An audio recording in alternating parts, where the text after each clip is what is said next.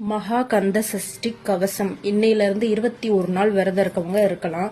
சஷ்டியோட மகிமை என்னன்னு எனக்கு நான் உணர்ந்ததுனால நான் சொல்றேன். அது வந்து ரொம்ப பவர்ஃபுல்லானது. எனக்கு நடந்த ஸ்டோரி நான் உங்களுக்கு சொல்றேன். நம்பிக்கை இருந்தா நீங்களும் இருங்க. கண்டிப்பா உங்களுக்கும் குழந்தை நிற்கும். கண்டிப்பா 2023 நான் வந்து செகண்ட் டைம் கன்சீவ் ஆனேன். எனக்கு ஏற்கனவே ஒரு பையன் இருக்கான். நான் செகண்ட் டைம் கன்சீவ் ஆனேன். ஹாஸ்பிட்டலுக்கு போய் செக் பண்ணோம். நார்மலா செக் பண்றதுக்காக போகல, அதுக்காக போனதுக்கு டாக்டர் என்ன சொன்னாங்கன்னா, இது ட்வின் பிரெக்னன்சி அப்படின்னு சொல்லிட்டாங்க. ஒரு பேபி வந்து 5 வீக்ஸ், இன்னொரு பேபி வந்து 6 வீக்ஸ் சொன்னாங்க.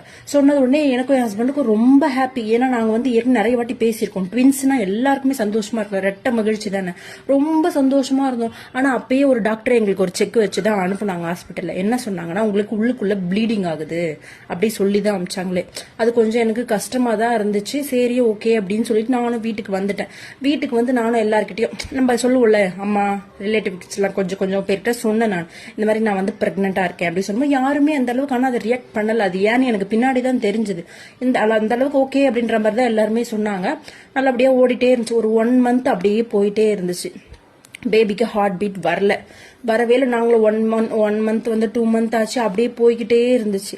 அதுக்கப்புறம் டாக்டர் என்ன சொல்லிட்டாங்கன்னா, அவ்வளவுதான், இந்த பேபி வந்து ஹார்ட் பீட் இதுக்கப்புறம் வராது, நீங்க அபார்ட் பண்ணிக்கணும் அப்படின்னு சொல்லிட்டாங்க. அதுக்கப்புறம் எனக்கு ப்ளீடிங் ஆக ஆரம்பிச்சிருச்சு. எனக்கு வந்து என்னோட பீரியட்ஸ் வந்துருச்சு. எனக்கு அவ்வளோ பெயின். அந்த அபார்ஷன் வந்து எனக்கு அவ்வளோ பெயின் நான் அனுபவிச்சேன். எனக்கு நல்லா ஞாபகம் இருக்கு. எனக்கு சி செக்ஷன் வழியை விட இந்த பெயின் ஜாஸ்தியா இருந்துச்சு. அதுக்கப்புறம் அப்படியே கொஞ்ச நாள் போய்கிட்டே இருந்துச்சு. டாக்டர் என்ன சொல்லிட்டாங்கன்னா, இதுக்கப்புறம் 6 மந்த்துக்கு வந்து நீங்க பேபி வந்து நிக்க கூடாது அப்படி சொல்லி